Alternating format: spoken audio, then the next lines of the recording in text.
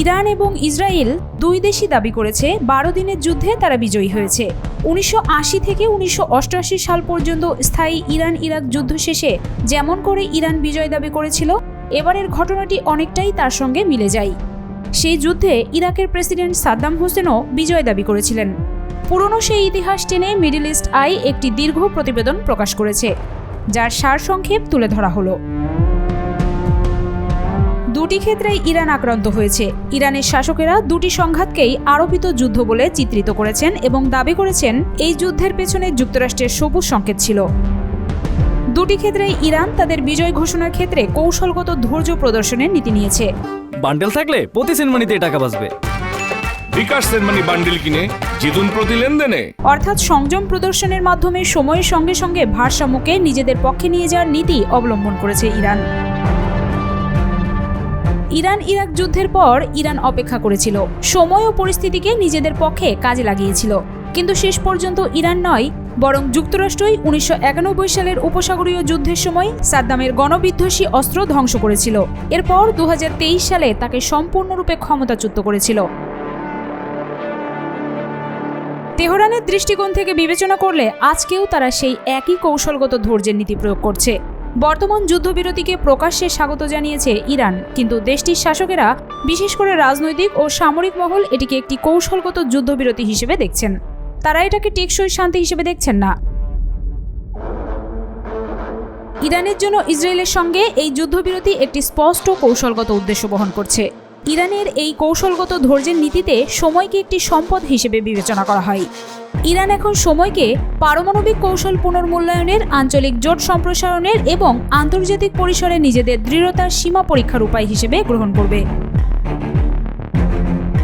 এই সময়ে ইরানের নীতি নির্ধারকেরা তাদের প্রতিরোধমূলক ব্যবস্থাকে আবার পর্যালোচনা করবেন। বিশেষ করে নৌবাহিনীর সক্ষমতা এবং সাইবার অপারেশনের সক্ষমতার মতো বিষয়গুলো তারা আবারও মূল্যায়ন করবেন। আর এসব কিছুর লক্ষ্য হচ্ছে একটি দীর্ঘমেয়াদী প্রতিশোধমূলক ব্যবস্থা তৈরি করা। ইরান ইরাক যুদ্ধে বড় ক্ষয়ক্ষতির পরেও ইরান পাল্টা আক্রমণ চালাতে সক্ষম হয়েছিল। ইরানের ভূখণ্ড থেকে ইরাকের সমস্ত সেনাকে বিতাড়িত করেছিল। গত 13 জুন ভোররাতে ইরানের বিরুদ্ধে ইসরায়েল তার ইতিহাসের সবচেয়ে বড় সামরিক অভিযান শুরু করে। এই হামলা শুধু পরমাণু ও ক্ষেপণাস্ত্র স্থাপনা পর্যন্ত সীমাবদ্ধ ছিল না, ইরানের শীর্ষ সামরিক কমান্ডার ও বিজ্ঞানীদের লক্ষ্যবস্তুতে পরিণত করেছিল ইসরায়েল। নিহতদের মধ্যে ছিলেন সেনাপ্রধান মেজর জেনারেল মোহাম্মদ বাঘেরি, ইরানের রেভলিউশনারি গার্ড কর্পসের কমান্ডার হোসেন সালামি এবং অ্যারোস্পেস প্রধান আমির আলী হাজিজাদে। বেশ কয়েকজন পরমাণু বিজ্ঞানী ও সামরিক কর্মকর্তাকেও হত্যা করেছিল ইসরায়েল। এরপরও ইরান ইসরায়েলের বিরুদ্ধে বিপুল সংখ্যক ক্ষেপণাস্ত্র হামলা করতে সক্ষম হয়। ইসরায়েলের বহুল প্রশংসিত ক্ষেপণাস্ত্র প্রতিরক্ষা ব্যবস্থাকে চরম চাপের মুখে ফেলে দেয়। এই যুদ্ধে ইরানের স্বল্প ও মধ্যম পাল্লার ক্ষেপণাস্ত্রের মজুদ কমেছে এবং ক্ষেপণাস্ত্র ছোড়ার অবকাঠামো ক্ষতিগ্রস্ত হয়েছে। শান্তির এই নতুন পর্যায়ে ইরান তাদের ক্ষেপণাস্ত্র ভাণ্ডার পূর্ণ করা এবং আধুনিকায়নে অগ্রাধিকার দেবে বলে মনে করা হচ্ছে। এর মধ্যে নতুন প্রজন্মের ক্ষেপণাস্ত্র ফাত্তা ও খাইবার শেখানের মতো হাইপারসনিক ক্ষেপণাস্ত্র অন্তর্ভুক্ত থাকবে। একই সঙ্গে ভবিষ্যতে যে কোনো আকস্মিক হামলার আশঙ্কা মাথায় রেখে ইরান এখন আকাশ প্রতিরক্ষা ব্যবস্থাও জোরদার করবে।